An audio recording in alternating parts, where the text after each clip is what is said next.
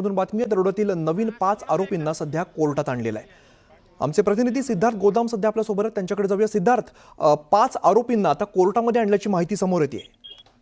ते बघा, निश्चितपणे आता छत्रपती संभाजीनगर दरोड्याच्या बद्दल फार मोठा टर्न या सगळ्या प्रकरणाला बसलेला आहे। कारण या सगळ्या प्रकरणामध्ये संतोष लड्डा ज्यांच्या घरी चोरी झाली होती, दरोडा पडला होता, त्यांचा अगदी जवळचा रोजचा सोबत खाना पिणारा मित्रच यामध्ये टीप देणारा ठरलेला आहे आणि त्यानुसार हा दरोडा पडलेला आहे। बाळासाहेब चंद्रकांत इंगोले हे संतोष लड्डा यांच्या गावचे आहेत आणि अगदी बालपणीचे मित्र आहेत। त्यांनीच संतोष लड्डाच्या घरी फार मोठ्या प्रमाणात सोनं आणि कॅश असल्याची माहिती देवीदास नाना शिंदे यांना दिलेली आणि देवीदास नाना शिंदे यांनी ज्यांनी दरोडा टाकला त्या 6 आरोपींना ही माहिती दिलेली आहे। एकंदरीतच अत्यंत म्हणजे आश्चर्यकारक टर्न जे आहे या सगळ्या प्रकरणाला भेटलेला आहे। आजच्या अटकेत असलेले 5 आरोपींना आता जिल्हा न्यायालयात उभं करण्यात आलेलं आहे आणि कोर्टाने त्यांना PCR दिलेला आहे। मात्र नेमकं किती दिवस PCR दिला याची थोड्या वेळात माहिती येईल। मात्र आता या प्रकरणातील जवळपास घरामध्ये सोनं असलेली माहिती असणारा त्यांचा मित्र आणि ज्याला टीप दिली तो नाना शिंदे,